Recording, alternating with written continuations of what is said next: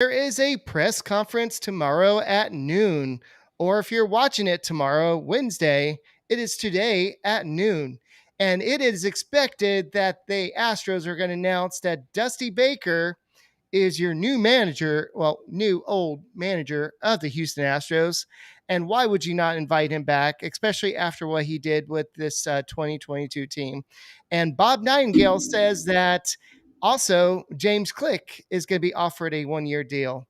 But James Click is over in Vegas saying, yeah, I'm going to be in Vegas. I didn't even know about the meeting. And we're still talking. So I don't know what you're talking about, Bob. So we'll talk about this and more on this edition of the Locked On Astros podcast. Hello and welcome to Locked On Astros, your daily Astros podcast. Here are your hosts, Eric the Man Huysman and Brett H-Town Wheelhouse Chancey.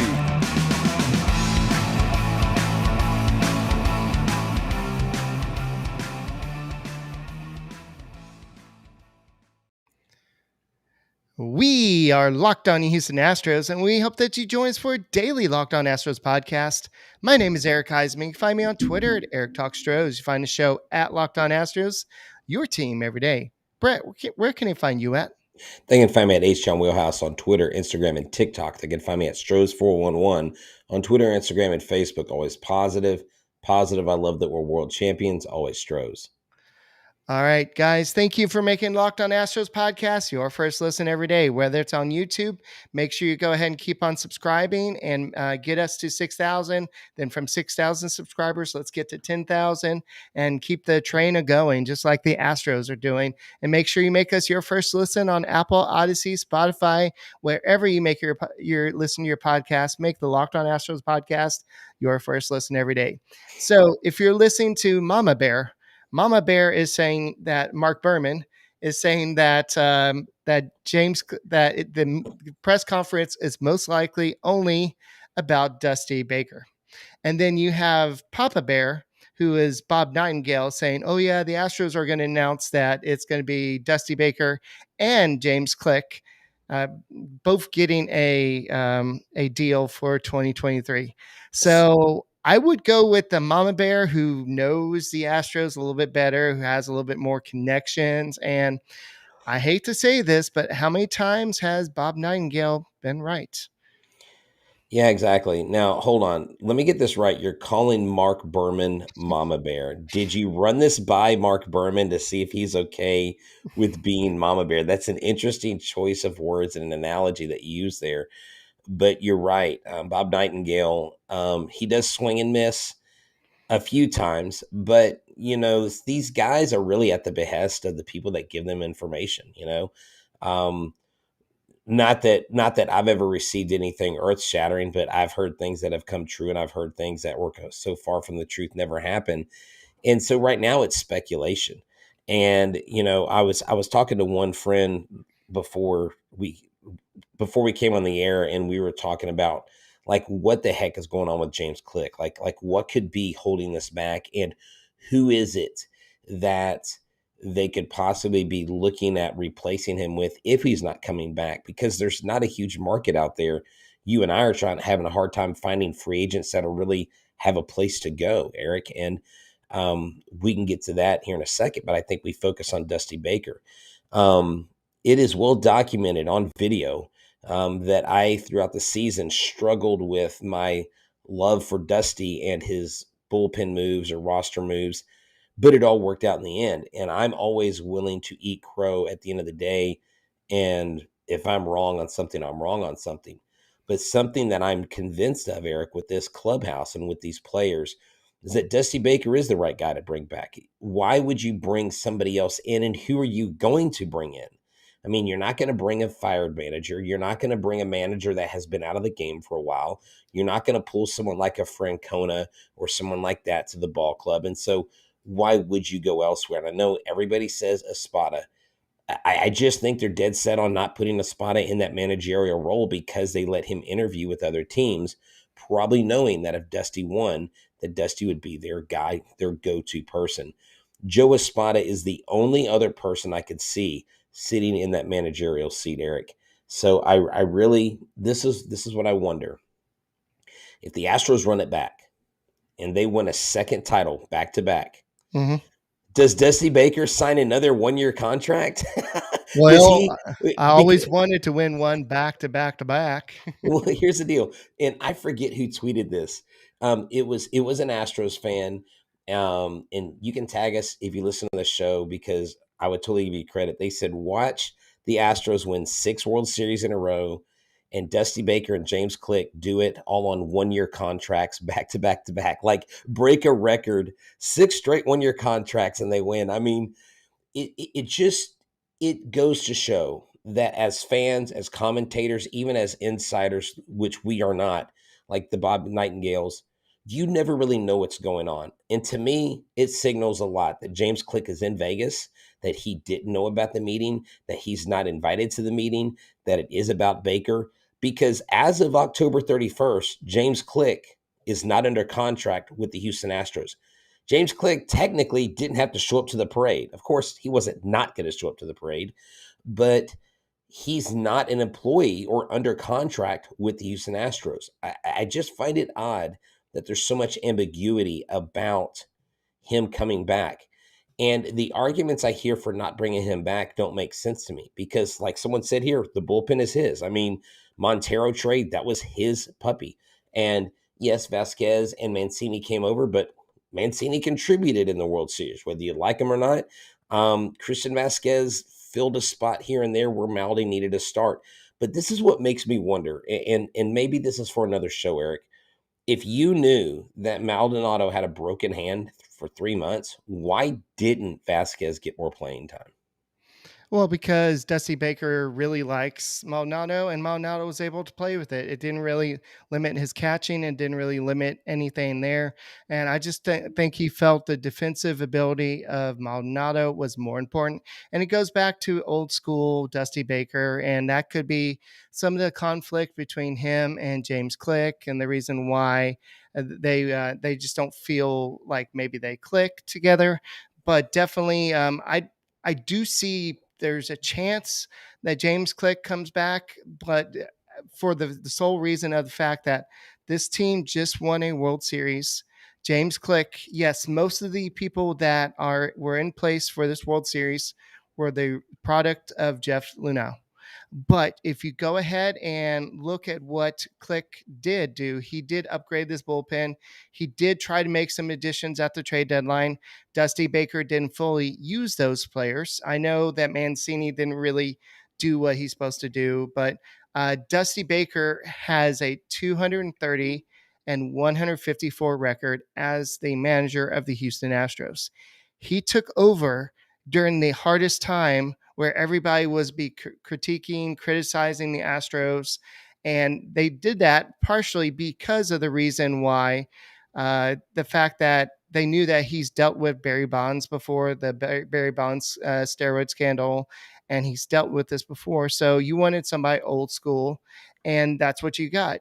Yes, we've heard about the struggles handling bullpen, but I think this year in the playoffs, we saw a whole different Dusty Baker. Did he make some mistakes? Yes. But if you give him the weapons out of the bullpen, we can see that he can manage it. Yes, he makes some weird moves like no Ryan Stanek a lot and not a lot of Hunter Brown, but I think that has to do with him being a rookie. But overall, you can't complain when you win a World Series. Yeah, exactly. And I think they're in safe hands. I think they would be in safe hands with anybody really at the helm. This team is so good. Remember, everybody, this episode is brought to you by SimpliSafe. SimpliSafe alarms are here to help you secure your home with home security. They've been doing this for a long time now. If you've been putting off security, right now, Locked On Astros listeners can order the #1 rated SimpliSafe home security system for 50% off. That is their biggest offer of the year, and you won't want to miss it. Here's why I love it. I love it because I don't have to worry about people coming into my home or people knocking on the door or snooping around my house without me knowing who is there and who is present. During the holidays, property crimes go up like burglaries, package theft spike nationally. That's why our friends at SimpliSafe Home Security are offering 50% off their award-winning security system so that more families can feel safe and secure this holiday season. Order your SimpliSafe system for half off today and enjoy advanced security and greater peace of mind this holiday season. SimpliSafe was named the best home security system for 2022 by USA News and World Report a third year in a row. And an emergency 24/7 monitoring agency uses Fast Protect technology exclusively from SimpliSafe. They catch critical evidence and verify if the threat is real. 24/7 professional monitoring and cheaper, less than half the price of ADT's traditional professionally installed system, less than $1 a day. Top-rated SimpliSafe app helps you stay in complete control of your system anytime, anywhere. Arm and disarm, unlock for a guest, access your cameras, and so much more. Do not miss this chance to save big on the only security system that I recommend. Get 50% off any new SimpliSafe system at simplisafe.com/lockedonmlb today. That is their biggest savings of the year. So don't wait. simplisafe.com/lockedonmlb. There's no safe like SimpliSafe. Thoughts by Dusty. All right. So I'm not sure if you read this on the show yesterday, but I thought this was a good way to wrap up the Dusty Baker conversation. This was him after winning as a manager for the first time. It was sheer joy. I've always said before, if I win one, I'll win two. But you got to win one first. This one was hell to get to, but it's well worth it. I'm in a great city with great people, great fans, and I got a great ball club. That sounded like somebody who fully intended of coming back to play with the Astros. And earlier today, he said that he expects. He said, "I'll be back, but we're working on it." It's as simple as that. And then later on in the day, we heard that the Astros be having a press conference, and likely it's only going to be about Dusty Baker because James Click and his lieutenants are over in Vegas. So the question is, and I'm going to put it down here, what about James Click? What does this mean that's going on with him? Does that mean that he's not going to be offered a contract? And why is he in Vegas when his contract expired on October 31st? Well, this is actually a common practice. Brian Cashman technically is now no longer the GM of the Yankees, but he's in Vegas. So they're just waiting for his contract to be finalized. So while you are waiting for your new contract or for whatever to happen, you are currently representing your team. You're going to make decisions based on that team for now. I know that GM meetings, they don't really do a lot. I know the winter meetings is when most of the action happens, but this is where you lay out the framework for, okay, this is what the Astros need. This is what we need to get. We need upgrade possibly at first base. We need upgrade maybe catcher. We need upgrade center field. I don't know. We may need to upgrade at left field. Unless Alvarez plays out there, we may need just upgrade at DH. So this is kind of where the names just kind of get thrown around at the winter meetings, what you're looking for. So James Click is out there because at the moment, he knows the most about the Houston Astros. And so that's why he's out there, and it's not weird. At first, I thought, why is it weird? If you're a lame duck, why are you out there representing your Houston Astros? And so he said that basically when they asked him at Vegas, he said, well, are you re-signing with the Astros tomorrow? And he basically said that we are in discussions about the future. I'm not part of tomorrow's press conference. I didn't even know that there's a press conference until shortly before the meeting reporters here in Vegas. So essentially, he was not part of the discussion. Yeah, and Chandler Rome noted as well that he said James Click was measured and professional for more than 20 minutes of uncomfortable questions, most of which aren't his to answer.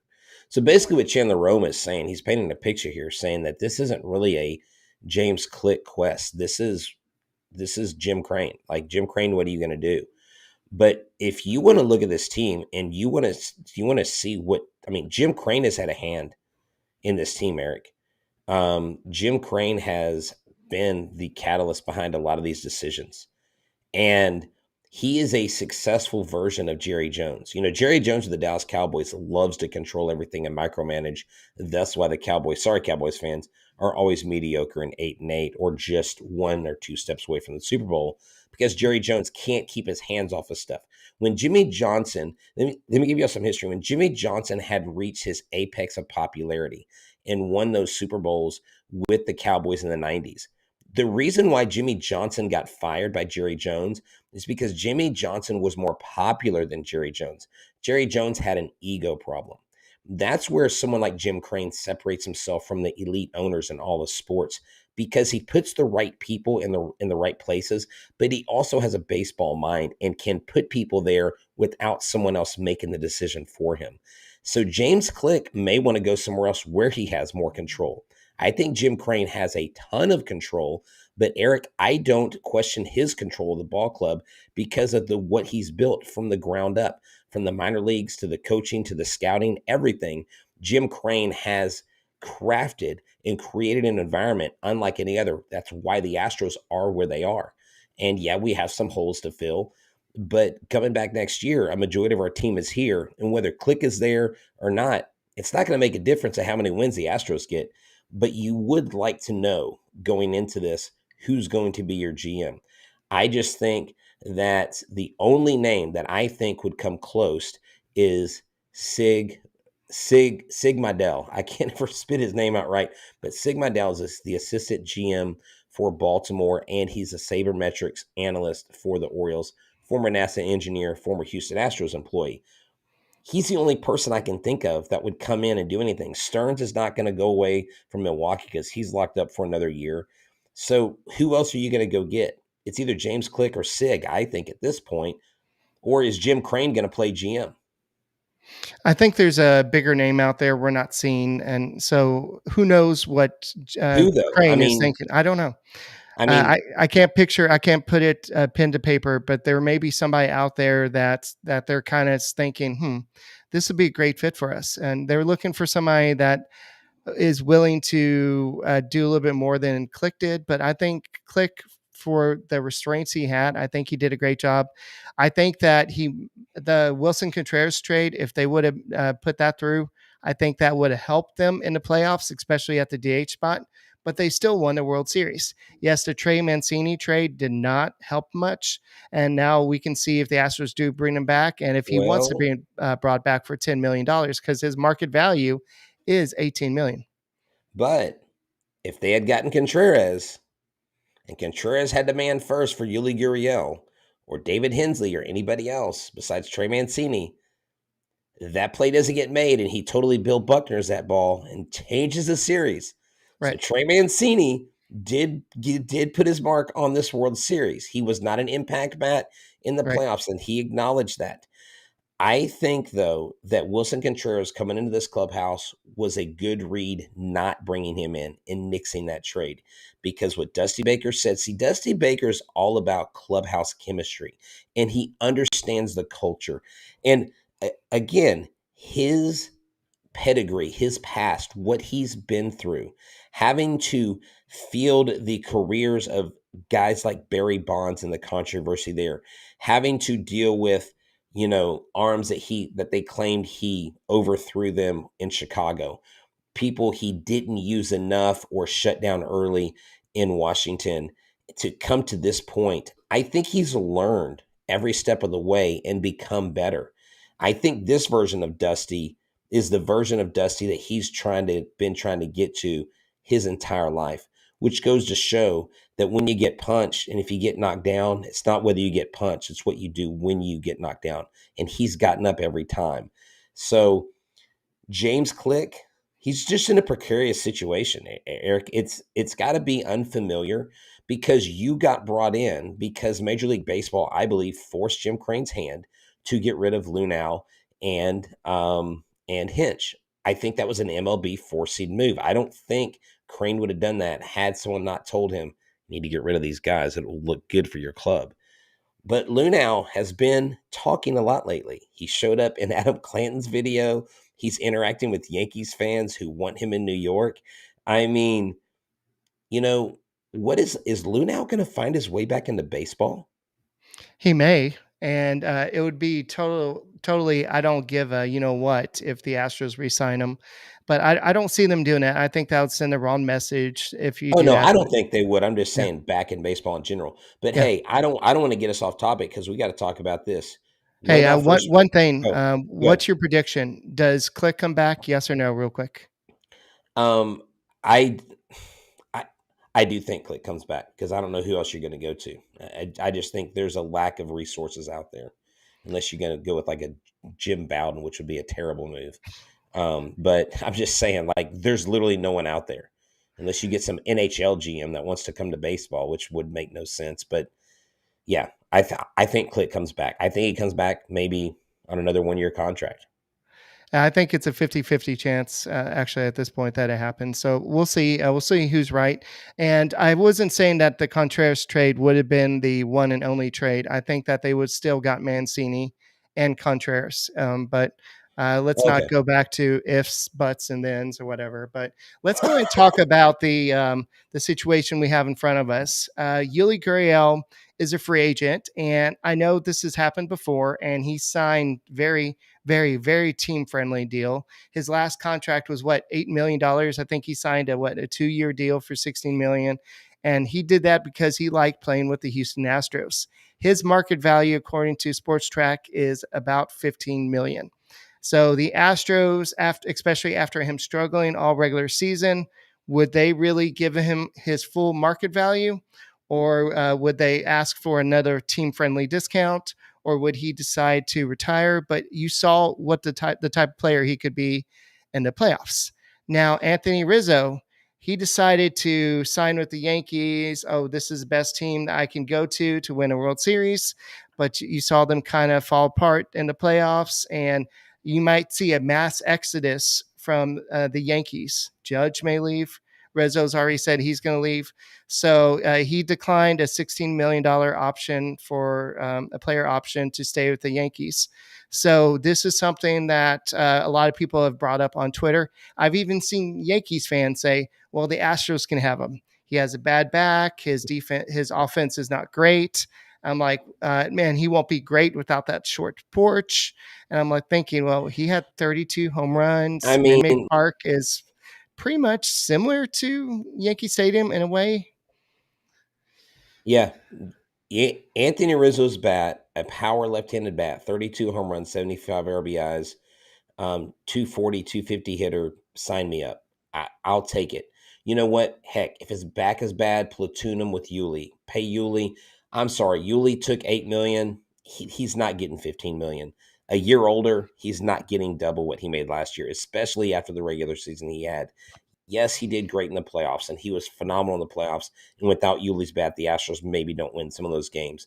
But Yuli Gurriel, over a year's time, unless he has a massive swing back to his AL champion, AL, batting champ title days, which was 2 seasons ago, Yuli Gurriel kind of pigeonholed himself. I don't see him getting more than 10 million. I would be shocked if he got close to 15 because you already took 8.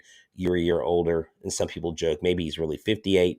Just joking, but I really wouldn't. Yeah, I know he was 225 this year, David, but what I'm saying, he's a 265 career hitter, and I think if you put him in this lineup with a lot of protection, I think Anthony Rizzo hits for at least 250, and I'll take 250, 32 home runs and 75 RBIs over 222 in whatever Yuli hit this year, to be quite honest. Now, I think Yuli can stay on as a reduced role. But one of the things we're not talking about is what if they go in house? What if they go with Yonder Diaz, David Hensley, Yuli Gurriel? What if they stay with Yuli Gurriel and bring back Trey Mancini? What if they stay with Yuli Gurriel and bring in another Cuban in Abreu? I mean, Abreu's 35. He's younger. He's still got some solid years left in him. There are some solid first base options out there. But the problem is, how much is Rizzo going to demand? How much are they going to want to pay him? And everybody keeps talking about, you got to re-sign Tucker. Guys, Tucker's here till 2025. We don't need to rush a contract. You don't put a contract extension this year. I think a contract extension maybe happens the end of next season or 2024. I don't think you do it before then. And I don't know. Rizzo, Rizzo would be he's a good fallback option. Josh Bell, Eric is another guy that you and I talked about. Josh Bell could be someone that could come in. He's a Texas guy, and he would probably fit in this clubhouse really well. I think Dusty Baker would love to have him in the lineup. And I know the Astros went after him, but the price was too high. Now that he's a free agent, he can command the market. He didn't do great, but he did have some key hits for San Diego in the playoffs. Does someone like Bell come in? And if, let's say, Yuli retires, if Yuli retires, he becomes your Cuban baseball liaison. He stays with the club. He signs a services contract like Bagwell and Biggio did, and Clemens and those guys, and he stays with the club. Then you bring in your experienced first baseman and bring up Yonder Diaz. You let David Hensley play some first base. A tall, lanky guy playing first base doesn't hurt me at all. I think, honestly, first base, we got a lot of options, and I don't think there's really any bad options if I'm being honest. Okay, I'm gonna go back to what I said last year. I know it made me look stupid, but with a championship team, you typically, unless you have to, you don't really resort to a rookie to take the reins opening day. Now, we got You talking about Jeremy because of Pena. Jeremy Pena? Jeremy Well, Pena was a little bit different Jeremy, type of rookie. but in your defense, Eric, like when Lindsay and I did that show about his ceiling and his floor, we knew what his ceiling was, right? We didn't know that he would reach it his rookie year. I mean, what Right. he's done, Eric, has never been done before. So what you say is actually still accurate. So don't sell yourself short. That's not a bad opinion to have. But what you have to recognize is they don't have the same height behind a Diaz. The only way Yonder Diaz is an option is if he's platooning with a guy that is Right. older, like Yuli Gurriel, who doesn't play as much, or an Abreu, who you probably don't want to play as much at 35. So there's just so many different things Right. that can happen. And I think they're all good options, Eric. Yeah. Rizzo does bat left-handed, so that would add another lefty to your lineup. I know Bell bats is a switch hitter, and he's only his market value is 18 million. But all those market values don't really mean anything if you have teams out there bidding for his services. So Rizzo, I think, is going to be offered a qualifying offer from the Yankees. I know that John Heyman tweeted that out that they may offer it, but I saw other people say that he's not eligible for a qualifying offer. So I don't know that much about Rizzo's history or anything, but that would kind of put another price tag on Rizzo. So would he come to Houston? Would he be a KD and leave another team to come chase the ring? Well, if you're going to come with 2 World Series in 6 seasons, going to the ALCS 6 times out of those 6 seasons, yes, the team to go to would be the Houston Astros. And you would bet that a lot of teams would probably sign with the Astros for maybe a little bit less money just because of their recent history. Now, the question is, does this change the narrative of the Houston Astros? Are they still considered the cheaters, or are they like, okay, well, they earned this one, and would players want to come on? So we're not going to have time to talk about that on this Yeah, show, but uh, that would be cockamamie. That would be stupid, and that would be awful. But the only oh, person I would Bellinger's never, never coming to the Astros. well, yeah, dude, Bellinger can't even play. Bellinger's the shell of Bellinger's not even a good player anymore. Okay, Bellinger's maybe average at best. And Aaron Judge coming to Houston, stop with that bullcrap. The guy talked about us in 2017. Screw him. He can go He's not wherever he coming to Houston. wants. He would not come to Houston. I would not want Aaron Judge in Houston. I would, dude. I might leave the show if that happens. That's ridiculous. Now, so Kyle Tucker is arbitration eligible, and we need to wrap things up. But his ARB, his estimated earnings, I mean, basically he's up for 5.9 million for arbitration. So, dude, we're getting Tucker at a bargain price, and they're going to ride that pony as long as they can because they know they're going to have to pay Tucker. So maybe they get something done sooner rather than later, but I wouldn't worry about the Tucker thing. Tucker's not going anywhere. Hunter Brown was named the Pacific Coast League Pitcher of the Year. Duh, he had a great season, and he pitched well with the Astros. And I'm sure you talked about this yesterday, but the AL Cy Young Award, Alex Manoah, Dylan Cease and Justin Verlander. Justin Verlander should win the award. And on the next show, we'll talk about, will Justin Verlander come back? That's definitely something that are a lot of people's minds, and we'll probably talk about it every show until he makes a decision about what he's going to do. That's all we got for this edition of the Locked On Astros podcast. My name is Eric Huysman. You can go and follow me at Eric Talk Stros. You can follow Brett at H-Town Wellhouse.